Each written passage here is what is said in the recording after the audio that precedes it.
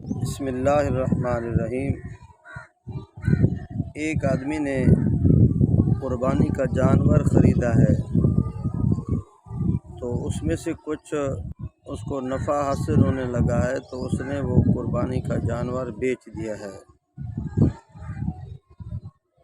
مثال کے طور پر 1,00,000 کا اس نے قربانی کے لیے جانور لیا تھا تو 1,10,000 یا 20,000 میں بیچ دیا ہے، تو اب اس کے لیے کیا حکم ہے شریعت مطہرہ کا؟ وہ کیا کرے؟ اس کو قربانی کا جانور بیچنا چاہیے تھا یا نہیں بیچنا چاہیے تھا؟ تو میرے بھائیوں، پہلے تو اس کو قربانی کے جانور کو نہیں بیچنا چاہیے تھا، اس کی قربانی ہی کرنی چاہیے تھی۔ اگر اس کو مسئلے کا پتہ نہیں تھا تو بالفرض اس نے بیچ دیا ہے، تو اب وہ دوسرا جانور خریدے، وہ جتنے پیسے اس نے لیے ہیں، جتنا نفع بھی ہوا ہے اور اس کے جو اصل پیسے تھے وہ اس کا جانور خریدے۔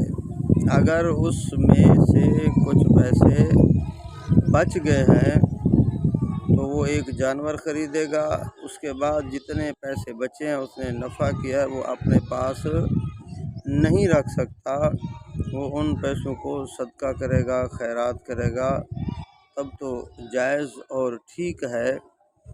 اگر وہ اس طرح نہیں کرے گا تو پھر اس کے لیے یہ درست نہیں ہے۔